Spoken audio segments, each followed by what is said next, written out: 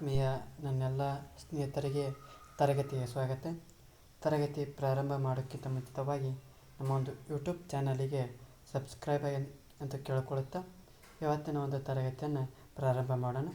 ಇವತ್ತಿನ ತರಗತಿ 8ನೇ ತರಗತಿಯ ಸಂಪೂರ್ಣ ಕನ್ನಡ ವ್ಯಾಕರಣವನ್ನು ಈ ಒಂದು ತರಗತಿಯಲ್ಲಿ ಚರ್ಚೆ ಮಾಡ್ತಾ ಹೋಗೋಣ.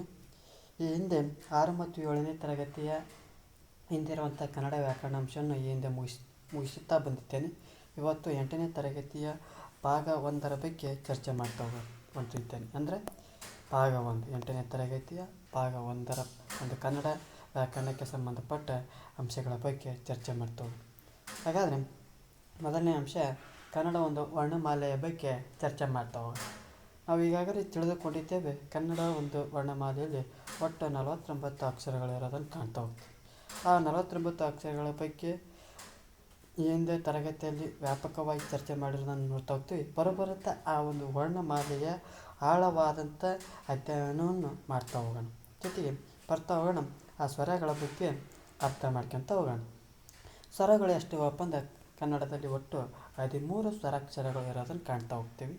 ಅದರಲ್ಲಿ 6 ಸ್ವರಾಕ್ಷರಗಳು ಯಾವಪ್ಪ ಅಂದ್ರೆ ಅ, ಇ, ಉ, ರು, ಎ, ಓ. ಈ 6 ಸ್ವರಾಕ್ಷರಗಳು ಒಂದೊಂದು ಮಾತ್ರ ಕಾಲದಲ್ಲಿ ಉಚ್ಚರಿಸಲ್ಪಡುವಂಥ ಅಕ್ಷರಗಳಾಗ್ತವೆ. ಅಂದ್ರೆ ಒಂದು ಮಾತ್ರ ಕಾಲದಲ್ಲಿ ಉಚ್ಚರಿಸಲ್ಪಡುವಂಥ ಅಕ್ಷರಗಳನ್ನು ಏನಂತ ಕರೀತಾರಪ್ಪ ಅಂದ್ರೆ ಹ್ರಸ್ವ ಸ್ವರಗಳು ಅಂತಂದು ಕರಿತಾ ಹೋಗ್ತಾರೆ. ಆ ಹ್ರಸ್ವ ಸ್ವರಗಳು ಎಷ್ಟಿವಪ್ಪ ಅಂದ್ರೆ 6 ಹ್ರಸ್ವ ಸ್ವರಗಳು ಇರೋದನ್ನು ಕಾಣ್ತಾ ಹೋಗ್ತೀವಿ.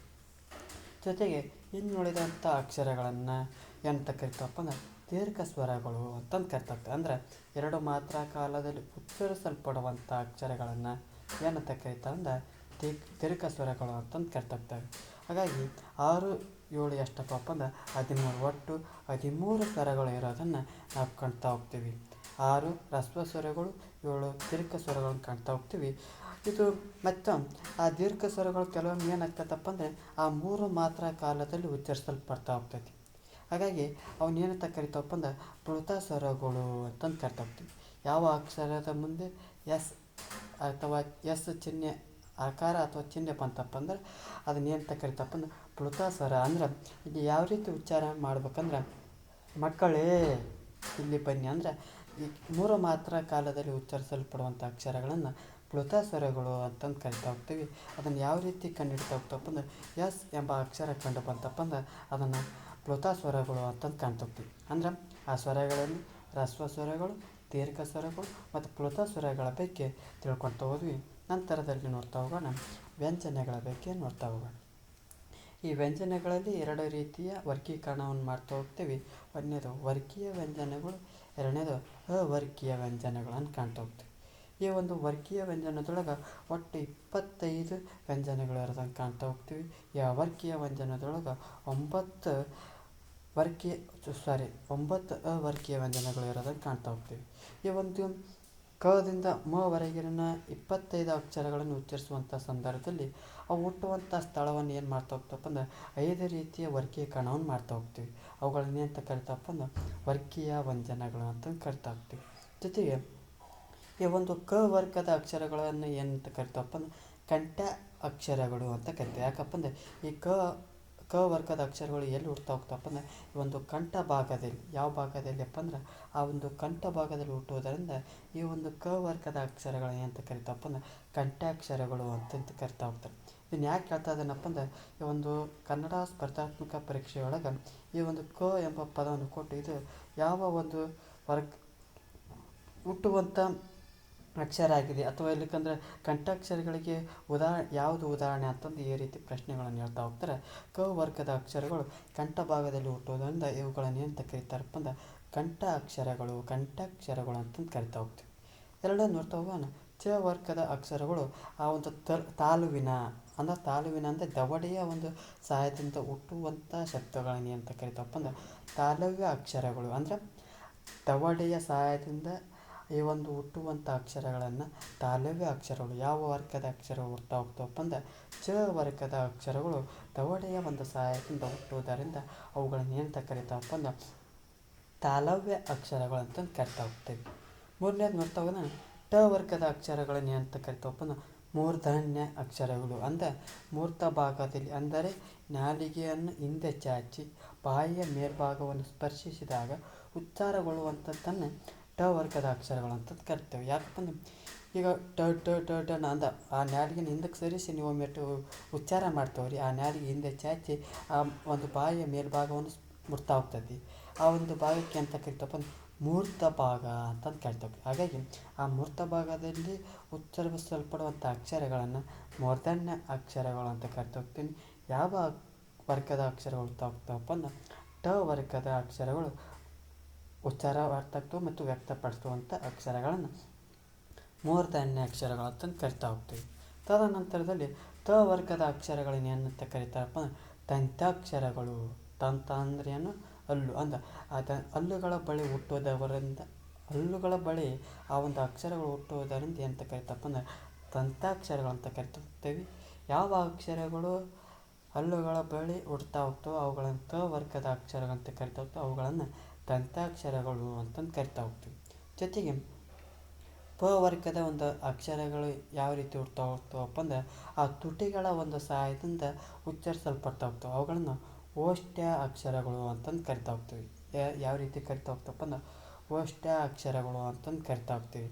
ಅಂದ್ರೆ ತುಟಿಗಳ ಪ ಪ ಪ ಪ ಪ ಮ ಆ ಒಂದು ಪ ವರ್ಗದ ಅಕ್ಷರಗಳನ್ನು ಉಚ್ಚಾರ ಮಾಡ್ತಾ ಹೋಗುವಂಥ ಸಂದರ್ಭದಲ್ಲಿ ಪ ಪ ಅಂದ್ರೆ ಇವೆರಡು ತುಟಿಗಳು ಆ ಒಂದಕ್ಕೊಂದು ಟಚ್ ಆಗ್ತಾ ಇರ್ತವೆ, ಅವುಗಳನ್ನು ಏನಂತ ಕರಿತಪ್ಪ ಅಂದ್ರೆ ಓಷ್ಟ್ಯಾಕ್ಷರಗಳು. ಅಂದರೆ ತುಟಿಗಳ ಒಂದು ಸಹಾಯದಿಂದ ಉಚ್ಚರಿಸಲ್ಪಡುವಂಥ ಅಕ್ಷರಗಳನ್ನು ಪ ವರ್ಗದ ಅಕ್ಷರಗಳು ಅಂತಂದು ಕರಿತಾ ಹೋಗ್ತೀವಿ. ಜೊತೆಗೆ ಈ ಒಂದು ವರ್ಗೀಯ ವ್ಯಂಜನಗಳನ್ನು 3 ರೀತಿಯಾಗಿ ವಿಭಾಗ ಮಾಡ್ತಾ ಹೋಗ್ತಾರೆ. ಒಂದನೇದು ಅಲ್ಪ ಪ್ರಾಣ, ಎರಡನೇದು ಮಹಾಪ್ರಾಣ, ಮೂರನೇದು ಅನುನಾಸಿಕ ಅಂತಂದು ವರ್ಗೀಕರಣ ಮಾಡ್ತಾ ಹೋಗ್ತಾರೆ. ಹಾಗಾದರೆ ಇಲ್ಲಿ ಪ್ರಾಣ ಅನ್ನೋಕತ್ತೀವಿ. ಈ ಪ್ರಾಣ ಅಂದರೆ ಏನಪ್ಪ ಅಂದ್ರೆ ಉಸಿರು ಅಂತ ಅಂದ್ರೆ ಆ ಕಡಿಮೆ ಪ್ರಾಣದಿಂದ ಈ ಒಂದು ವರ್ಗೀಯ ವ್ಯಂಜನಗಳನ್ನು 3 ರೀತಿಯಾಗಿ ವರ್ಗೀಕರಣ ಮಾಡ್ತಾ ಹೋಗ್ತೀವಿ. ಈ ಪ್ರಾಣ ಅಂದರೆ ಏನಪ್ಪ ಅಂದ್ರೆ ಉಸಿರು ಅಂತ ತಿಳಿಸ್ತಾ ಹೋಗ್ತೇವೆ. ಹಾಗಾದರೆ ಈ ಅಲ್ಪ ಪ್ರಾಣ ಅಂದರೆ ಏನಪ್ಪ ಅಂದ್ರೆ ಆ ಒಂದು ಕಡಿಮೆ ಉಸಿರಿನ ಮೂಲಕ ಉಚ್ಚರಿಸಲ್ಪಡುವಂಥ ಅಕ್ಷರಗಳನ್ನ ಏನಂತ ಕರಿತಾವಪ್ಪ ಅಂದ್ರೆ ಅಲ್ಪ ಪ್ರಾಣ ಅಂತಂದು ಕರಿತಾ ಹೋಗ್ತೀವಿ. ಅಂದ್ರೆ ಆ ಎಲ್ಲಿ ಕಾಣ್ತಾ ಹೋಗ್ತಾವಪ್ಪ ಅಂದ್ರೆ ಆ ವರ್ಗೀಯ ವ್ಯಂಜನದೊಳಗೆ ಆ ಪ್ರತಿ ವರ್ಗದ 1 ಮತ್ತು 3ನೇ ವರ್ಗದ ಅಕ್ಷರಗಳನ್ನು ಏನಂತ ಕರಿತಪ್ಪ ಅಂದ್ರೆ ಅಲ್ಪ ಪ್ರಾಣ ಅಕ್ಷರಗಳು ಅಂತಂದು ಕರಿತಾ ಹೋಗ್ತೀವಿ. ಜೊತೆಗೆ ಹೆಚ್ಚು ಪ್ರಾಣದಿಂದ ಉಚ್ಚರಿಸಲ್ಪಡುವಂಥ ಅಕ್ಷರಗಳನ್ನು ಏನಂತ ಕರಿತಪ್ಪ ಅಂದ್ರೆ ಮಹಾಪ್ರಾಣಗಳು ಅಂತಂತ ಕರಿತೇವೆ. ಅಂದ್ರೆ ಹೆಚ್ಚು ಉಸಿರಿನ ಮೂಲಕ ಉಚ್ಚರಿಸಲ್ಪಡುವಂಥ ಅಕ್ಷರಗಳನ್ನು ಮಹಾಪ್ರಾಣಗಳಂತ ಕರಿತಾ ಹೋಗ್ತೀವಿ. ಆ ಪ್ರತಿ ವರ್ಗದ 2 ಮತ್ತು 4ನೇ ಅಕ್ಷರಗಳನ್ನು ಮಹಾಪ್ರಾಣ ಅಕ್ಷರಗಳು ಅಂತಂದು ಹೇಳ್ತಾ ಹೋಗ್ತೀವಿ. ಜೊತೆಗೆ ಈ ಮೂಗಿನ ಸಹಾಯದಿಂದ ಉಚ್ಚರಿಸಲ್ಪಡುವಂಥ ಅಕ್ಷರಗಳನ್ನು ಅನುನಾಸಿಕ ಅಕ್ಷರಗಳು ಅಂತ ಕರಿತೀವಿ. ಈ ಒಂದು ಅನುನಾಸಿಕ ಅಕ್ಷರಗಳಲ್ಲಿ ವರ್ಗೀಯ ವ್ಯಂಜನದ ಪಂಚಮ ಅಕ್ಷರಗಳು ಅಂತಂದು ಕರಿತಾ ಹೋಗ್ತಾರೆ. ಈ ಒಂದು ಅಕ್ಷರಗಳನ್ನು ನಾಸಿಕ ಅಂದ್ರೆ ಮೂಗಿನ ಒಂದು ಸಹಾಯದಿಂದ ಉಚ್ಚರಿಸಲ್ಪಡುವಂಥ ಅಕ್ಷರಗಳನ್ನು ಅನುನಾಸಿಕ ಅಕ್ಷರಗಳು ಅಂತಂದು ಕರಿತಾ ಹೋಗ್ತೀವಿ. ನೋಡ್ತಾ ಹೋಗೋಣ. ಈ ಒಂದು ಇಲ್ಲಿ ನೋಡ್ತಾ ಹೋಗ್ತೀವಿ. ಈ ಒಂದು 1ನೇ ವರ್ಗ 3ನೇ ವರ್ಗ ಇವುಗಳನ್ನು ಅಲ್ಪ ಪ್ರಾಣ ಅಕ್ಷರಗಳು ಅಂತ ಹೇಳ್ತಾ ಹೋಗ್ತಾರೆ. 3 ಮತ್ತು 4 ಅಕ್ಷರಗಳು ಮಹಾಪ್ರಾಣ ಅಕ್ಷರಗಳು ಅಂತ ಹೇಳ್ತಾ ಹೋಗ್ತೀವಿ. ಇದು 5ನೇದನ್ನು ಅನುನಾಸಿಕ ಅಕ್ಷರಗಳು ಅಂತ ಹೇಳ್ತಾ ಹೋಗ್ತೇವೆ. ಇದು ವರ್ಗೀಯ ವ್ಯಂಜನಗಳ ಬಗ್ಗೆ ಮಾಹಿತಿ ಆಗ್ತದೆ. ಮುಂದುವರೆದು ನೋಡಿದಂಥ 9 ಅಕ್ಷರಗಳು ಯೋದಿಂದ ಳದವರೆಗಿನ ಅಕ್ಷರಗಳು ಆ ಬೇರೆ ಬೇರೆ ಧ್ವನ್ಯಾಂಗಗಳ ಸ್ಥಾನದಲ್ಲಿ ಹುಟ್ಟೋದ್ರಿಂದ ಇವುಗಳನ್ನು ವರ್ಗೀಕರಣ ಮಾಡೋಕ್ಕೆ ಸಾಧ್ಯ ಆಗಿಲ್ಲ. ಹಾಗಾಗಿ ಇವುಗಳನ್ನು ಏನು ಮಾಡ್ತಾ ಹೋಗ್ತಾರಪ್ಪ ಅಂದ್ರೆ ಅವರ್ಗೀಯ ವ್ಯಂಜನಗಳು ಅಂತ ಕರಿತಾ ಹೋಗ್ತೀವಿ. ಯಾಕೆ ವರ್ಗೀಕರಣ ಮಾಡ್ತಿದ್ದೆ ಈಗ ಯಾಕೆ ಅರ್ಥ ಆತಪ್ಪ ಅಂದ್ರೆ ಆ ವರ್ಗೀಯ ವ್ಯಂಜನೆಗಳನ್ನು ಯಾವುದರಿಂದ ಹುಡ್ತಾ ಹೋಗ್ತಾವೋ ಅವುಗಳನ್ನು ವರ್ಗೀಕರಣ ಮಾಡ್ತಾ ಹೋಗ್ತಾರೆ. ಈ ಉಳಿದಂಥ 9 ಅಕ್ಷರಗಳನ್ನು ಬೇರೆ ಬೇರೆ ಧ್ವನ್ಯಗಳ ಸ್ಥಾನದಲ್ಲಿ ಹುಟ್ಟುವುದರಿಂದ ಇವುಗಳನ್ನು ವರ್ಗೀಕರಣ ಮಾಡೋಕ್ಕೆ ಸಾಧ್ಯ ಆಗಿಲ್ಲ. ಹಾಗಾಗಿ ಇವುಗಳನ್ನು ಅವರ್ಗೀಯ ವ್ಯಂಜನಗಳು ಅಂತಂದು ಹೇಳ್ತಾ ಹೋಗ್ತಾರೆ. ತದನಂತರದಲ್ಲಿ ಯೋಗಭಾಗಗಳ ಬಗ್ಗೆ ನೋಡ್ತಾ ಹೋಗೋಣ. ಯೋಗಭಾಗಗಳಲ್ಲಿ 2 ವಿಧಗಳನ್ನು ಕಾಣ್ತಾ ಹೋಗ್ತೀವಿ. ಒಂದು ಅನುಸ್ವಾರ, ಇನ್ನೊಂದು ವಿಸರ್ಗವನ್ನು ನೋಡ್ತಾ ಹೋಗ್ತೀವಿ. ಹಾಗಾದರೆ ಯೋಗ ಅಂದರೆ ಏನಪ್ಪ ಅಂದ್ರೆ ಕೂಡು ಅಥವಾ ಸಂಬಂಧ ಅಂತ ಹೇಳ್ತಾ ಹೋಗ್ತೀವಿ. ಅಂದರೆ ಯೋಗ ಅಂದರೆ ಕೂಡುವುದು ಅಥವಾ ಸಂಬಂಧವನ್ನು ತಿಳಿಸ್ತದೆ. ಜೊತೆಗೆ ವಾಹ ಅಂದರೆ ಏನಪ್ಪ ಅಂದ್ರೆ ಹೋಗುವ ಎಂದರ್ಥ ತಿಳಿಸ್ತಾ ಹೋಗ್ತೀವಿ. ಅಂದರೆ ಯೋಗವಾಹ ಅಂದರೆ ಏನಪ್ಪ ಅಂದ್ರೆ ಒಟ್ಟಾರೆ ಅರ್ಥ ಏನಪ್ಪ ಅಂದ್ರೆ ಕೂಡಿ ಹೋಗುವುದನ್ನು ಹೇಳೋದು ಅಥವಾ ಕೂಡಿ ಹೋಗುವ, ಕೂಡಿಕೊಂಡಿರುವ ಅಂತ ತಿಳಿಸ್ತೇವೆ. ಅಂದರೆ ಬೇರೆ ಬೇರೆ ಅಕ್ಷರಗಳ ಜೊತೆಗೆ ಈ ಒಂದು ಅಕ್ಷರಗಳನ್ನು ಉಚ್ಚರಿಸೋಕ್ಕೆ ಸಾಧ್ಯ ಆಗ್ತೈತಿ. ಇವುಗಳನ್ನು ಏಕರೀತಿಯಲ್ಲಿ ಉಚ್ಚರಿಸಲು ಸಾಧ್ಯ ಇಲ್ಲ. ಆ ಒಂದು ಪದಗಳ ಜೊತೆಗೆ ಅಕ್ಷರಗಳ ಜೊತೆಗೆ ಉಚ್ಚಾರ ಮಾಡುವಂಥ ಅಕ್ಷರಗಳನ್ನು ಯೋಗವಾಹಗಳು ಅಂತಂದು ಕರಿತಾ ಹೋಗ್ತೀವಿ. ಈ ಯೋಗವಾಹಗಳು ಎರಡು ವಿಧ ಅಂತ ಹೇಳಿದೆ. ಈ ಒಂದು ಸೊನ್ನೆ ಅಥವಾ ಒಂದು ಅಕ್ಷರದ ಗಾತ್ರ ಸೊನ್ನೆ ಕಂಡು ಬಂತಪ್ಪ ಅಂದ್ರೆ ಅದು ಅನುಸ್ವಾರ ಅಂತ ಕರಿತಾ ಹೋಗ್ತೀವಿ. ಎರಡು ಸಣ್ಣ ಸೊನ್ನೆಗಳು ಒಂದರ ಕೆಳಗೆ ಒಂದರಂತೆ ಕಂಡು ಬಂತಪ್ಪ ಅಂದ್ರೆ ಅದನ್ನು ವಿಸರ್ಗ ಅಂತಂದು ಕರಿತಾ ಹೋಗ್ತೀವಿ. ಇದು ಎಷ್ಟು ಏನಪ್ಪ ಅಂದರೆ ಈ ಕನ್ನಡ ಒಂದು ವರ್ಣಮಾಲೆಯಲ್ಲಿರುವಂಥ ಅಂಶಗಳನ್ನ ಕಾಣ್ತಾ ಹೋಗ್ತೀವಿ. ಒಟ್ಟಾರೆಯಾಗಿ ಕನ್ನಡ ವರ್ಣಮಾಲೆ 49 ಅಕ್ಷರಗಳು ಇರೋದನ್ನು ಕಾಣ್ತಾ ಹೋಗ್ತೀವಿ. ಸ್ವರಗಳು 13 ಇರೋದನ್ನು ಕಾಣ್ತಾ ಹೋಗ್ತೀವಿ. ಆ ಸ್ವರಗಳಲ್ಲಿ ಹ್ರಸ್ವ ಸ್ವರ ಮತ್ತು ದೀರ್ಘ ಸ್ವರ ಅಂತ ವರ್ಗೀಕರಣ ಮಾಡ್ತಾ ಹೋಗ್ತೀವಿ. ಹ್ರಸ್ವ ಸ್ವರಗಳಲ್ಲಿ 6 ಅಕ್ಷರಗಳನ್ನು ನೋಡ್ತಾ ಹೋಗ್ತೀವಿ. ದೀರ್ಘ ಸ್ವರಗಳಲ್ಲಿ 7 ಅಕ್ಷರಗಳನ್ನು ನೋಡ್ತಾ ಹೋಗ್ತೀವಿ.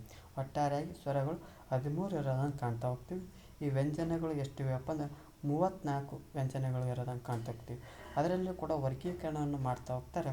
ವರ್ಗೀಯ ವ್ಯಂಜನಗಳು, ಅವರ್ಗೀಯ ವ್ಯಂಜನಗಳನ್ನು ಕಾಣ್ತಾ ಹೋಗ್ತೀವಿ. ಆ ವರ್ಗೀಯ ವ್ಯಂಜನ 25 ಅಕ್ಷರಗಳನ್ನು ಒಳಗೊಂಡಿರೋದನ್ನು ಕಾಣ್ತಾ ಹೋಗ್ತೀವಿ. ಅವರ್ಗೀಯ ವ್ಯಂಜನಗಳು 9 ಅಕ್ಷರಗಳು ಇರೋದನ್ನು ಕಾಣ್ತಾ ಹೋಗ್ತೀವಿ. ಜೊತೆಗೆ ಈ ವರ್ಗೀಯ ವ್ಯಂಜನಗಳದೊಳಗೆ ಮತ್ತೆ 3 ವಿಭಾಗವನ್ನು ಮಾಡ್ತಾ ಹೋಗ್ತೀವಿ. ಒಂದನೇದು ಅಲ್ಪ ಪ್ರಾಣ, ಎರಡನೇದು ಮಹಾಪ್ರಾಣ, ಮೂರನೇದು ಅನುನಾಸಿಕ ಅಕ್ಷರಗಳನ್ನು ಪಟ್ಟಿ ಮಾಡ್ತಾ ಹೋಗ್ತೀವಿ. ತದನಂತರದಲ್ಲಿ ಮೂರನೇದು ಯೋಗವಾಹಗಳ ಬಗ್ಗೆ ನೋಡ್ತಾ ಹೋಗ್ತೀವಿ. ಯೋಗವಾಹ ಎಷ್ಟಿದೆಯಪ್ಪ ಅಂದರೆ 2 ಇರೋದನ್ನು ಕಾಣ್ತಾ ಹೋಗ್ತೀವಿ. ಒಂದು ಅನುಸಾರ, ಇನ್ನೊಂದು ವಿಸರ್ಗ ಇರೋದನ್ನು ಕಾಣ್ತಾ ಹೋಗ್ತೀವಿ. ಒಟ್ಟಾರೆಯಾಗಿ ಈ ಒಂದು ಕನ್ನಡ ಒಂದು ವರ್ಣಮಾಲೆಯ ಬಗ್ಗೆ ನೋಡ್ತಾ ಹೋದ್ವಿ. ತದನಂತರದಲ್ಲಿ ನೋಡ್ತಾ ಹೋಗೋಣ ನಾಮಪದಗಳ ಬಗ್ಗೆ ಚರ್ಚೆ ಮಾಡ್ತಾ ಹೋಗೋಣ. ಹಾಗಾದರೆ ನಾಮಪದ ಅಂದರೆ ಏನಪ್ಪ ಅಂದ್ರೆ ಒಂದು ವಸ್ತು, ಒಬ್ಬ ವ್ಯಕ್ತಿ, ಒಂದು ಸ್ಥಳದ ಹೆಸರಾಗಿರ್ಬೋದು, ಅಥವಾ ಒಂದು ಗುಂಪನ್ನು ಸೂಚಿಸುವ ಪದವಾಗಿರಬಹುದು, ಅಥವಾ ಗುಣ, ಸ್ವಭಾವ, ಸಂಖ್ಯೆ, ಸ್ಥಾನ, ಅಳತೆ, ತೂಕ ಇತ್ಯಾದಿಗಳನ್ನು ಸೂಚಿಸುವಂಥ ಪದಗಳಾಗಿರ್ಬೋದು. ಇವುಗಳನ್ನು ಏನಂತ ಕರಿತಾವಪ್ಪ ಅಂದ್ರೆ ನಾಮಪದಗಳು ಅಂತಂತ ಕರಿತಾವೆ. ಅಂದರೆ ಯಾವುದೇ ಒಂದು ವಸ್ತು ಆಗಿರ್ಬೋದು, ಒಬ್ಬ ವ್ಯಕ್ತಿ, ಸ್ಥಳ, ಏನು ನಮಗೆ ಕಣ್ಣಿದ್ರೆ ಏನು ಕಾಣುವಂಥ ಎಲ್ಲ ಒಂದು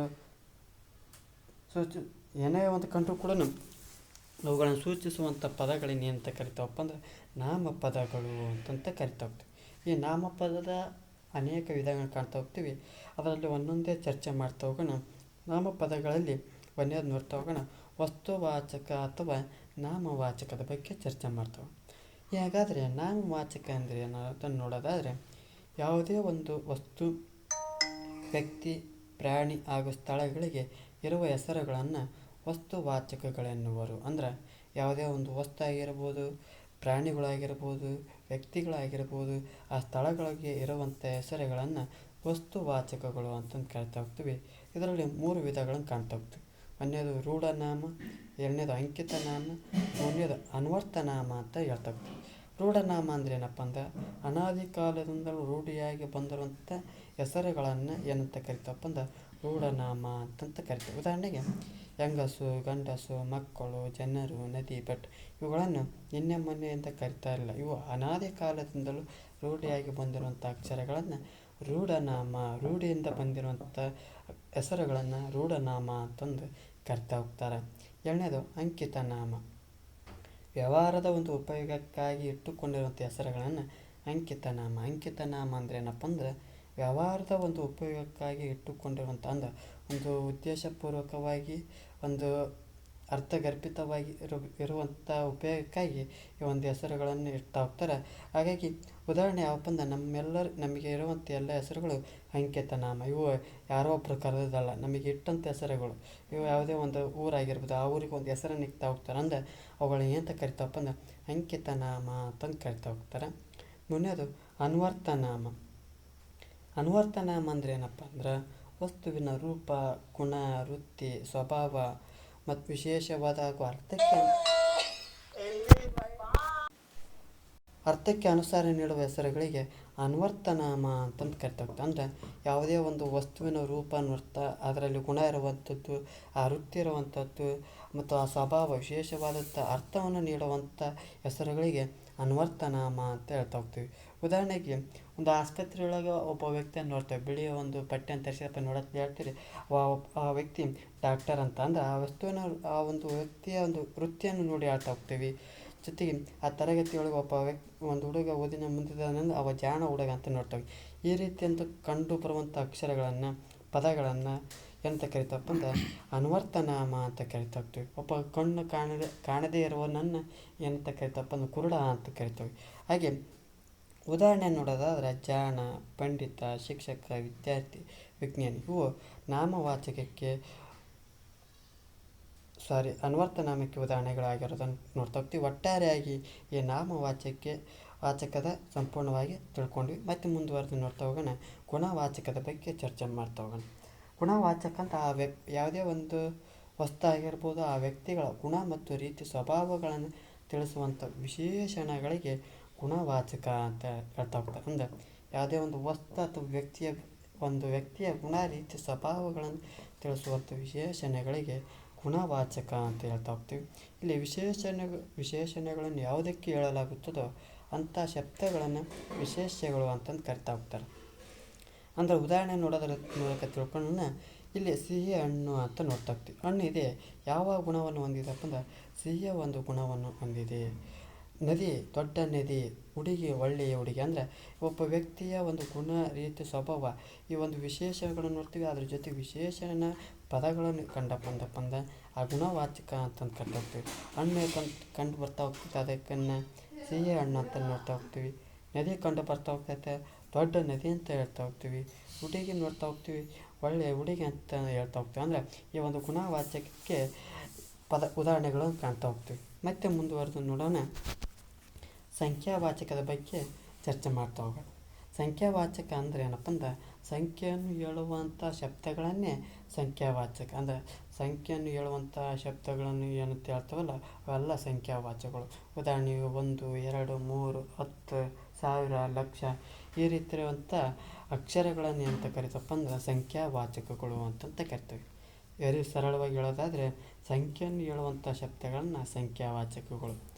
ನಂತರದಲ್ಲಿ ನೋಡೋಣ, ಸಂಖ್ಯೆಯ ವಾಚಕ. ಅಂದ್ರೆ ಸಂಖ್ಯೆಯಿಂದ ಕೂಡಿದ ವಸ್ತು, ವ್ಯಕ್ತಿಗಳನ್ನು ಹೇಳುವಂಥ ಶಬ್ದಗಳೆಲ್ಲ ಸಂಖ್ಯೆಯ ವಾಚಕಗಳು ಅಂತ ಹೇಳ್ತಾ ಹೋಗ್ತೀವಿ. ಅಂದ್ರೆ ಆ ಸಂಖ್ಯೆಯ ಜೊತೆಗೆ ಒಂದು ವಸ್ತು ಆಗಿರ್ಬೋದು, ವ್ಯಕ್ತಿಗಳನ್ನು ಹೇಳುವಂಥ ಶಬ್ದಗಳನ್ನು ಸಂಖ್ಯೆಯ ವಾಚಕಗಳು ಅಂತ ಕರಿತಾವೆ. ಅಂದ್ರೆ ಯಾವುದೇ ಒಬ್ಬ ವ್ಯಕ್ತಿ ಒಂದು ವಸ್ತುವಿನ ಜೊತೆಗೆ ಸಂಖ್ಯೆಗಳು ಕೂಡ ಇತ್ತಪ್ಪ ಅಂದ್ರೆ ಅವುಗಳನ್ನು ಸಂಖ್ಯೆಯ ವಾಚಕ ಅಂತ ಕರಿತಾ ಹೋಗ್ತೀವಿ. ಉದಾಹರಣೆ ನೋಡೋದಾದರೆ ಈ ಸಂಖ್ಯಾವಾಚಕ ಮತ್ತು ಸಂಖ್ಯೆಯ ವಾಚಕಕ್ಕೆ ಸ್ವಲ್ಪ ವ್ಯತ್ಯಾಸವಿರೋದನ್ನು ಕಾಣ್ತಾ ಹೋಗ್ತೀವಿ. ಇಲ್ಲಿ ಸಂಖ್ಯಾವಾಚಕ ಅಂತ ಹೇಳಿದ್ವಿ, ಯಾವ ಸಂಖ್ಯೆಯನ್ನು ಹೇಳುವಂಥ ಶಬ್ದಗಳನ್ನೇ ಸಂಖ್ಯಾವಾಚಕ ಅಂತ ಹೇಳ್ತಾ ಹೋಗ್ತೀವಿ.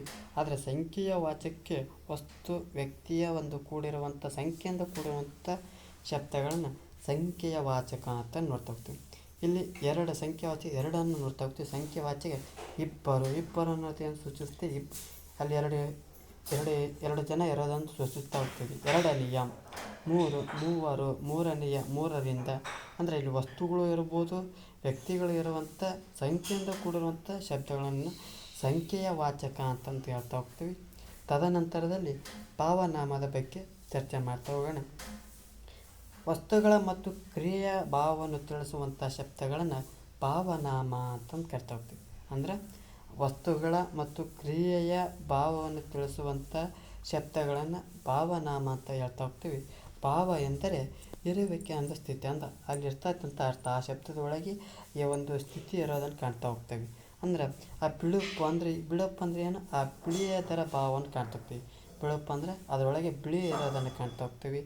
ಆಟ ಅಂದರೆ ಆಡುವುದರ ಭಾವವನ್ನು ಏನಂತ ಹೇಳ್ತೀವಿ, ಆಟ ಅಂತ ಹೇಳ್ತೀವಿ. ಇವುಗಳು ಏನಂತ ಕರಿತಾವಪ್ಪ ಅಂದ್ರೆ ಭಾವನಾಮ ಅಂತಂದು ಹೇಳ್ತಾ ಹೋಗ್ತೀವಿ. ಮುಂದೆ ಬರೋದು ಪರಿಮಾಣವಾಚಕ. ಅಂದ್ರೆ ಈ ಪರಿಮಾಣವಾಚಕ ಅಂದರೆ ಏನಪ್ಪ ಅಂದ್ರೆ ವಸ್ತುಗಳ ಸಾಮಾನ್ಯ ಅಳತೆ, ಪರಿಮಾಣ, ಗಾತ್ರ ಇತ್ಯಾದಿಗಳನ್ನು ಹೇಳುವಂಥ ಶಬ್ದಗಳನ್ನು ಪರಿಮಾಣವಾಚಕ ಅಂತ ಹೇಳ್ತಾ ಹೋಗ್ತೀವಿ. ಅಂದ್ರೆ ಯಾವುದೇ ಒಂದು ವಸ್ತುಗಳ ಅಳತೆ, ಪರಿಮಾಣ, ಗಾತ್ರ ಇವುಗಳನ್ನು ಹೇಳುವಂಥ ಶಬ್ದಗಳನ್ನು ಪರಿಮಾಣವಾಚಕ ಅಂತ ಹೇಳ್ತಾ ಹೋಗ್ತೀವಿ. ಅಂದರೆ ಪರಿಮಾಣ ಅಂದ್ರೆ ಈ ಒಂದು ಹಣ್ಣುಗಳನ್ನ ನೋಡ್ತಾ ಹೋಗ್ತೀವಿ. ಕೆಲವೊಂದಿಷ್ಟು ಹಣ್ಣುಗಳಿವೆ. ನದಿಗಳನ್ನು ನೋಡ್ತಾ ಹೋಗ್ತೀವಿ. ಭೂಗೋಳಶಾಸ್ತ್ರ ಒಂದು ಅಧ್ಯಯನ ಮಾಡುವಂಥ ಸಂದರ್ಭದಲ್ಲಿ ಹಲವಾರು ನದಿಗಳಂತ ನೋಡ್ತಾ ಹೋಗ್ತೀವಿ. ಅಂದರೆ ಆ ಪರಿಮಾಣವನ್ನು ತಿಳಿಸ್ತಾ ಐತಿ. ಅಂದರೆ ನಿರ್ದಿಷ್ಟವಾಗಿ ಹೇಳ್ತಾ ಇಲ್ಲ, ಅಲ್ಲಿ ಪರಿಮಾಣವನ್ನು ತಿಳಿಸ್ತಾ ಹೋಗ್ತದೆ. ಜೊತೆಗೆ ಗಾತ್ರದ ಬಗ್ಗೆ ನೋಡ್ತಾ ಹೋಗ್ತೀವಿ. ಅಷ್ಟು ಇಷ್ಟು ಅಂತ ನೋಡ್ತಾ ಹೋಗ್ತೀವಿ. ಅಂದರೆ ಒಂದು ಹುಡುಗ ಡುಮ್ಮನ್ನರುವಂಥ ಹುಡುಗ ನೋಡಿದ್ವಿ, ಆನೆ ಅಷ್ಟೇ ಇದ್ದಾನೆ ಅಂತ ಹೇಳ್ತಾ ಹೋಗ್ತೀವಿ. ಅಳತೆ ಅಷ್ಟು ಇಷ್ಟು ಅಂತ. ಅಂದ್ರೆ ಅಷ್ಟು ದೂರ ಹೋಗಬೇಕೇ ಇಷ್ಟೊಂದು ಪುಸ್ತಕಗಳು. ಅಂದರೆ ಅಳತೆಯ ಒಂದು ಪರಿಮಾಣವನ್ನು ತಿಳಿಸ್ತಾ ಹೋಗ್ತವೆ. ಈ ಒಂದು ಉದಾಹರಣೆಗಳು ಪರಿಮಾಣವಾಚಕಕ್ಕೆ ಸಂಬಂಧಪಟ್ಟಿರೋದನ್ನು ಕಾಣ್ತಾ ಹೋಗ್ತೇವೆ. ತದನಂತರ ನೋಡ್ತಾ ಹೋಗೋಣ ಪ್ರಕಾರವಾಚಕ. ಪ್ರಕಾರವಾಚಕ ಅಂದರೆ ಏನಪ್ಪ ಅಂದ್ರೆ ಆ ವಸ್ತುಗಳ ಸ್ಥಿತಿ ಅಥವಾ ರೀತಿಗಳನ್ನು ತಿಳಿಸುವಂಥ ಶಬ್ದಗಳನ್ನು ಪ್ರಕಾರವಾಚಕ ಅಂತ ಹೇಳ್ತಾ ಹೋಗ್ತೀವಿ. ಅಂದ್ರೆ ಆ ವಸ್ತುಗಳ ಸ್ಥಿತಿ ಅಥವಾ ಆ ರೀತಿ ಯಾವ ರೀತಿ ಐತಪ್ಪ ಅಂತಂತ ತಿಳಿಸುವಂಥ ಶಬ್ದಗಳನ್ನು ಪ್ರಕಾರವಾಚಕ ಅಂತ ಹೇಳ್ತಾ ಹೋಗ್ತೀವಿ. ಇವು ಒಂದು ರೀತಿಯ ಗುಣವಾಚಕಗಳೇ ಅಂತಂದು ಹೇಳ್ತಾ ಹೋಗ್ಬೋದು. ಅಂದರೆ ಉದಾಹರಣೆ ಅಂಥ ಅಂಥದ್ದು ಅಂಥವುದು ಇಂಥದ್ದು ಇಂಥವುದು ಎಂಥ ಅಂದರೆ ಇವು ಯಾವ ರೀತಿ ಹೇಳ್ತದಪ್ಪ ಅಂದ್ರೆ ಆ ಒಂದು ಸ್ಥಿತಿ ವಸ್ತುಗಳ ಸ್ಥಿತಿ ಮತ್ತು ಆ ಒಂದು ರೀತಿ ಇರುವಂಥ ತಿಳಿಸುವಂಥ ಶಬ್ದಗಳನ್ನು ಪ್ರಕಾರವಾಚಕಗಳು ಅಂತ ಹೇಳ್ತಾ ಹೋಗ್ತೀವಿ.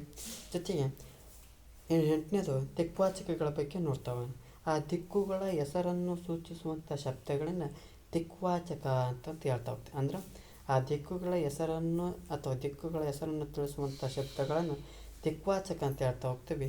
ನಮಗೆಲ್ಲ ಗೊತ್ತಿದೆ ಪೂರ್ವ, ಪಶ್ಚಿಮ, ಉತ್ತರ, ದಕ್ಷಿಣ, ಈಶಾನ್ಯ, ವಾಯುವ್ಯ, ನೈಋತ್ಯ, ಆಗ್ನೇಯ ಇವು ದಿಕ್ಕುಗಳನ್ನು ನೋಡ್ತೇವೆ. ಸಾಮಾನ್ಯ ದಿಕ್ಕು, ಉಪದಿಕ್ಕುಗಳನ್ನು ನೋಡ್ತಾ ಹೋಗ್ತೀವಿ. ಅಚ್ಚ ಕನ್ನಡದ ದಿಕ್ಕುಗಳನ್ನು ತಿಳ್ತೇವೆ. ಮೂಡಣ, ಪಡುವಣ, ತೆಂಕಣ, ಬಡಗಣನ ನೋಡ್ತಾ ಹೋಗ್ತೀವಿ. ಇವುಗಳೆಲ್ಲ ಏನಂತ ತಿಳಿಸ್ತಾವಪ್ಪ ಅಂದ್ರೆ ದಿಕ್ವಾಚಕಗಳ ಬಗ್ಗೆ ತಿಳಿಸ್ತಾ ಹೋಗ್ತಾವೆ. ತದನಂತರದಲ್ಲಿ ನೋಡ್ತಾ ಹೋಗೋಣ ಸರ್ವನಾಮಗಳ ಬಗ್ಗೆ ನೋಡ್ತಾ ಹೋಗೋಣ. ಸರ್ವನಾಮ ಅಂದ್ರೆ ಏನಪ್ಪ ಅಂದ್ರೆ ಯಾವುದೇ ಒಂದು ನಾಮಪದಗಳ ಬದಲಾಗಿ ಬಳಸುವಂಥ ಪದಗಳಿಗೆ ಸರ್ವನಾಮ ಅಂತ ಹೇಳ್ತಾ ಹೋಗ್ತೀವಿ. ಅಂದ್ರೆ ನಾಮಪದಗಳ ಬದಲಾಗಿ ಬಳಸುವಂಥ ಪದಗಳನ್ನು ಏನಂತ ಕರಿತಾವಪ್ಪ ಅಂದ್ರೆ ಸರ್ವನಾಮಗಳು ಅಂತಂತ ಹೇಳ್ತಾ ಹೋಗ್ತೀವಿ. ಅಂದ್ರೆ ಉದಾಹರಣೆ ಅವನು, ಅವಳು, ಅದು, ಇದು, ಅವರು, ಇವರು ಅಂದ್ರೆ ಕೆಲವೊಂದು ನಾಮಪದಗಳನ್ನು ಬದಲಾಗಿ ಆ ಒಂದು ಬಳಸುವಂಥ ಪದಗಳನ್ನು ಏನಂತ ಕರಿತಪ್ಪ ಅಂದ್ರೆ ಸರ್ವನಾಮಗಳು ಅಂತಂತ ಹೇಳ್ತಾ ಹೋಗ್ತೀವಿ. ಈ ಸರ್ವನಾಮಗಳನ್ನು ಮತ್ತೆ 3 ಭಾಗಗಳಾಗಿ ವಿಂಗಡಣೆ ಮಾಡ್ತಾ ಹೋಗ್ತೀವಿ. ಒಂದನೇದು ಪುರುಷಾರ್ಥಕ ಸರ್ವನಾಮ, ಆತ್ಮಾರ್ಥಕ ಸರ್ವನಾಮ, ಪ್ರಶ್ನಾರ್ಥಕ ಸರ್ವನಾಮ ಅಂತಂದು ವರ್ಗೀಕರಣ ಮಾಡೋದನ್ನು ನಾವು ನೋಡ್ತಾ ಹೋಗ್ತೀವಿ. ಅದರ ಬಗ್ಗೆ ಒಂದೊಂದೇ ಚರ್ಚೆ ಮಾಡ್ತಾ ಹೋಗೋಣ. ಪುರುಷಾರ್ಥಕ ಸರ್ವನಾಮದ ಬಗ್ಗೆ ಚರ್ಚೆ ಮಾಡ್ತೀವಿ. ಈ ಪುರುಷಾರ್ಥಕ ಸರ್ವನಾಮದೊಳಗೆ ಮತ್ತೆ 3 ವಿಧಗಳನ್ನು ಕಾಣ್ತಾ ಹೋಗ್ತೀವಿ. ಒಂದನೇದು ಉತ್ತಮ ಪುರುಷ, ಎರಡನೇದು ಮಧ್ಯಮ ಪುರುಷ, ಮೂರನೇದು ಪ್ರಥಮ ಪುರುಷ ಅಂತ ಚರ್ಚೆ ಮಾಡ್ತಾ ಹೋಗ್ತೀವಿ. ಹಾಗಾದರೆ ಒಂದೊಂದೇ ಚರ್ಚೆ ಮಾಡ್ತಾ ಹೋಗೋಣ. ಉತ್ತಮ ಪುರುಷ ಅಂದರೆ ಏನಪ್ಪ ಅಂದ್ರೆ ಮಾತನಾಡುವಂಥ ವ್ಯಕ್ತಿ ತನ್ನನ್ನು ನಿರ್ದೇಶನ ಮಾಡಿಕೊಳ್ಳುವಂಥ ಸರ್ವನಾಮಗಳನ್ನು ಉತ್ತಮ ಪುರುಷ ಅಂತ. ಅಂದ್ರೆ ಯಾವುದೇ ಒಬ್ಬ ವ್ಯಕ್ತಿ ಮಾತನಾಡುವಂಥ ವ್ಯಕ್ತಿ ತನ್ನ ಬಗ್ಗೆ ತಾನೇ ಹೇಳಕತ್ತಾನಂದ್ರೆ ಅದನ್ನು ಎಂತ ಕರಿತಪ್ಪ ಅಂದ್ರೆ ಉತ್ತಮ ಪುರುಷ ಅಂತ ಹೇಳ್ತಾ ಹೋಗ್ತೀವಿ. ಉದಾಹರಣೆ ನಾನು, ನಾವು ಅಂದರೆ ನನ್ನಿಂದಲೇ ಸಾಧ್ಯ, ನಾವೆಲ್ಲರೂ ಒಗ್ಗಟ್ಟಾಗಿ ಇರೋಣ ಅಂತ ಹೇಳ್ತಾ ಹೋಗ್ತೀವಿ. ಎರಡನೇದು ನೋಡ್ತಾ ಹೋಗೋಣ ಮಧ್ಯಮ ಪುರುಷದ ಬಗ್ಗೆ ನೋಡ್ತಾ ಹೋಗೋಣ. ಈ ಮಧ್ಯಮ ಪುರುಷ ಅಂದರೆ ಏನಪ್ಪ ಅಂದ್ರೆ ಮಾತನಾಡುವನು ತನ್ನ ಮುಂದಿರುವ ವ್ಯಕ್ತಿಯನ್ನು ನಿರ್ದೇಶಿಸುವಂಥ ಸರ್ವನಾಮಗಳನ್ನು ಮಧ್ಯಮ ಪುರುಷ ಅಂತ ಹೇಳ್ತಾ ಹೋಗ್ತಾರೆ. ಅಂದರೆ ಉತ್ತಮ ಪುರುಷದೊಳಗೆ ತನ್ನನ್ನು ತಾನು ನಿರ್ದೇಶನ ಮಾಡಿಕೊಂಡು ಅದನ್ನು ಉತ್ತಮ ಪುರುಷ ಅಂತ ಹೇಳ್ತಾ ಹೋಗ್ತೀವಿ. ಇಲ್ಲಿ ಮಧ್ಯಮ ಪುರುಷದೊಳಗೆ ಮಾತನಾಡುವಂಥ ವ್ಯಕ್ತಿ ತನ್ನ ಮುಂದಿರುವಂಥ ವ್ಯಕ್ತಿಯನ್ನು ನಿರ್ದೇಶನ ಮಾಡ್ತಾ ಹೋಗ್ತಾನೆ. ಅಂದ್ರೆ ತನ್ನ ಯಾರು ಮಾತಾಡ್ತಾ ಇರುವಂಥ ವ್ಯಕ್ತಿ ಆ ಮುಂದಿರುವಂಥ ವ್ಯಕ್ತಿಯನ್ನು ನಿರ್ದೇಶನ ಮಾಡುವಂಥ ಸರ್ವನಾಮಗಳನ್ನು ಮಧ್ಯಮ ಪುರುಷ ಅಂತ ಹೇಳ್ತಾ ಹೋಗ್ತಾನೆ. ಅಂದರೆ ಉದಾಹರಣೆ ನೀನು, ನೀವು, ನೀವೆಲ್ಲರೂ ಒಂದು ದಿವಸ ಆಟದ ಮೈದಾನಕ್ಕೆ ಬನ್ನಿರಿ ಅಂತ ಹೇಳ್ತಾ ಹೋಗ್ತಾರೆ. ಅಂದರೆ ಈ ಒಂದು ಯಾವುದೇ ಒಬ್ಬ ವ್ಯಕ್ತಿ ಮಾತನಾಡುವಂಥ ವ್ಯಕ್ತಿ ಮುಂದಿರುವಂಥ ವ್ಯಕ್ತಿಯನ್ನು ನಿರ್ದೇಶನ ಮಾಡ್ತಾ ಇತ್ತಪ್ಪ ಅಂದ್ರೆ ಅದನ್ನು ಏನಂತ ಕರಿತಪ್ಪ ಮಧ್ಯಮ ಪುರುಷ ಅಂತ ಹೇಳ್ತಾ ಹೋಗ್ತೀವಿ. ಉದಾಹರಣೆ ನೀನು, ನೀವು. ಮೂರನೇ ನೋಡ್ತಾ ಹೋಗೋಣ ಪ್ರಥಮ ಪುರುಷ. ಮಾತನಾಡುವನಿಂದ ದೂರವಿರುವ ವ್ಯಕ್ತಿ ಇಲ್ಲವೇ ವಸ್ತುವನ್ನು ನಿರ್ದೇಶಿಸುವ ಸರ್ವನಾಮಗಳನ್ನ ಪ್ರಥಮ ಪುರುಷ ಅಂತ ಹೇಳ್ತಾ ಹೋಗ್ತೀವಿ. ಅಂದರೆ ಯಾರು ಮಾತನಾಡುವಂಥ ವ್ಯಕ್ತಿ ಕಂಡು ಬರ್ತಾನಲ್ಲ ಆ ಮಾತನಾಡುವಂಥ ವ್ಯಕ್ತಿಯ ದೂರವಿರುವಂಥ ವ್ಯಕ್ತಿ ಆಗಿರ್ಬೋದು ಅಥವಾ ವಸ್ತುಗಳನ್ನು ನಿರ್ದೇಶನ ಮಾಡ್ತಾ ಇತ್ತಪ್ಪ ಅಂದ್ರೆ ಅವುಗಳನ್ನು ಸರ್ವನಾಮ ಅಂತ ಹೇಳ್ತಾ ಹೋಗ್ತೀವಿ. ಅಂದರೆ ಅವರು, ಅವನು, ಅವಳು, ಅದು, ಅವು, ಇದು, ಇವುಗಳಲ್ಲಿ ಏನು ಸೂಚಿಸ್ತಾವಪ್ಪ ಅಂದ್ರೆ ಪ್ರಥಮ ಪುರುಷದ ಬಗ್ಗೆ ಸೂಚಿಸ್ತಾ ಹೋಗ್ತವೆ. ಅಂದ್ರೆ ಈ ಒಂದು ಪುರುಷಾರ್ಥಕ ಸರ್ವನಾಮದ ಬಗ್ಗೆ ಸರಳವಾಗಿ ಇನ್ನೂ ಹೇಳೋದಾದರೆ ಉತ್ತಮ ಪುರುಷ ಅಂದರೆ ನಾನು ಉತ್ತಮ, ನೀನು ಮಧ್ಯಮ, ಅವನ ಪ್ರಥಮ. ಅಂದರೆ ಇವುಗಳನ್ನು 3 ಬಾರಿ ಪುನಃ ಪ್ರಯತ್ನ ಮಾಡಿದಪ್ಪ ಅಂದ್ರೆ ಇದನ್ನು ನೆನಪಿನಲ್ಲಿ ಇಟ್ಕೊಳ್ಬೋದು. ನಾನು ಉತ್ತಮ, ನೀನು ಮಧ್ಯಮ, ಅವನ ಪ್ರಥಮ ಅಂತಂದು ಈ ಪುರುಷಾರ್ಥಕ ಸರ್ವನಾಮದ ಬಗ್ಗೆ ಚರ್ಚೆ ಮಾಡ್ತಾ ಹೋದ್ವಿ. ಮುಂದುವರೆದು ನೋಡ್ತಾ ಹೋಗೋಣ ಆತ್ಮಾರ್ಥಕ ಸರ್ವನಾಮದ ಬಗ್ಗೆ ಚರ್ಚೆ ಮಾಡ್ತಾ ಹೋಗೋಣ. ಯಾರು ಮಾತನಾಡುವವನು ತನ್ನನ್ನು ಮತ್ತು ಹಾಗೂ ಇತರರನ್ನು ಗೌರವ ಸೂಚಕವಾಗಿ ಆತ್ಮ ಪ್ರಶಂಸೆಯಿಂದ ಬಳಸುವಂಥ ಸರ್ವನಾಮಗಳನ್ನು ಆತ್ಮಾರ್ಥಕ ಸರ್ವನಾಮ ಅಂತ ಹೇಳ್ತಕ್ಕಂಥ. ಅಂದರೆ ಯಾರು ಮಾತನಾಡುವಂಥ ವ್ಯಕ್ತಿ ಅದನ್ನಲ್ಲಪ್ಪ, ಅವನು ತನ್ನನ್ನು ಹಾಗೂ ಜೊತೆಗಿರುವಂಥ ಅಥವಾ ಇತರರನ್ನು ಗೌರವ ಸೂಚಕವಾಗಿ ತನ್ನ ಆತ್ಮ ಪ್ರಶಂಸೆಯಿಂದ ಬಳಸುವಂಥ ಸರ್ವನಾಮಗಳನ್ನು ಆತ್ಮಾರ್ಥಕ ಸರ್ವನಾಮ ಅಂತ ಹೇಳ್ತೋಗ್ತೀವಿ. ಉದಾಹರಣೆ ನೋಡೋದಾದ್ರೆ ತಾನು, ತಾವು, ತನ್ನ, ತಮ್ಮ. ಅಂದ್ರೆ ಈ ಒಂದು ಸಮಾರಂಭಗಳಲ್ಲಿ ಭಾಷಣ ಮಾಡುವಂಥ ಸಮಾರಂಭದ ಸ್ವಾಗತ ಮಾಡುವಂಥ ಸಂದರ್ಭದಲ್ಲಿ ಈ ವೇದಿಕೆ ಮೇಲೆ ಎಲ್ಲ ಹಿಂಗೆ ಹೇಳುವಂಥ ತಮಗೆಲ್ಲರಿಗೂ ಸ್ವಾಗತ ಅಂತ ಒಂದು ಪದನ ಬಳಸ್ತೇವೆ. ತಮಗೆಲ್ಲರಿಗೂ ಅಂದರೆ ಆತ್ಮ ಅಂದರೆ ಗೌರವ ಸೂಚಕವಾಗಿ ಬಳಸುವಂಥದ್ದನ್ನು ಆತ್ಮಾರ್ಥಕ ಸರ್ವನಾಮ ಅಂತಂತೆ ಹೇಳ್ತಾ ಹೋಗ್ತೇವೆ. ಮುಂದೆ ನೋಡೋಣ ಪ್ರಶ್ನಾರ್ಥಕ ಸರ್ವನಾಮ. ಆ ಪ್ರಶ್ನೆಯಿಂದ ಕೂಡಿದ ಎಲ್ಲ ಸರ್ವನಾಮಗಳನ್ನು ಪ್ರಶ್ನಾರ್ಥಕ ಸರ್ವನಾಮ ಅಂತ ಹೇಳ್ತೇವೆ. ಅಂದರೆ ಪ್ರಶ್ನೆಯಿಂದ ಕೂಡಿದಂಥ ಎಲ್ಲ ಸರ್ವನಾಮಗಳನ್ನು ಪ್ರಶ್ನಾರ್ಥಕ ಸರ್ವನಾಮ ಅಂತ ಹೇಳ್ತಾ ಹೋಗ್ತೀವಿ. ಅಂದರೆ ಉದಾಹರಣೆಗೆ ಯಾವ ರೀತಿ ಒಂದು ಪ್ರಶ್ನೆ ಮಾಡುವಂಥ ಸನ್ನಿವೇಶ, ಆ ಪ್ರಶ್ನೆ ಕೂಡಿದಂಥ ಒಂದು ಶಬ್ದಗಳನ್ನು ಆ ಪ್ರಶ್ನಾರ್ಥಕ ಸರ್ವನಾಮ ಅಂತ ಹೇಳ್ತಾ ಹೋಗ್ತೀವಿ. ಉದಾಹರಣೆ ನೋಡೋದಾದ್ರೆ ಯಾವ್ಯಾವು, ಯಾವುದು, ಯಾರು, ಯಾವ ಥರದ್ದು, ಹೌದು ಅಂತ ಈ ಒಂದು ಚಿಹ್ನೆ ನೋಡಿದರೆ ಸಾಕು, ಅದು ಪ್ರಶ್ನೆಯಿಂದ ಕೂಡಿರುವಂಥದ್ದು ಅಂತ ನೇರವಾಗಿ ಹೇಳ್ತಾ ಹೋಗೋದು. ಅದನ್ನು ಪ್ರಶ್ನಾರ್ಥಕ ಸರ್ವನಾಮ ಅಂತಂದು ಹೇಳ್ತಾ ಹೋಗ್ತೀವಿ. ಇದಿಷ್ಟೇನಪ್ಪ ಅಂದ್ರೆ ಇದು ನಾಮಪದಗಳ ಬಗ್ಗೆ ನೋಡ್ತಾ ಹೋದ್ವಿ.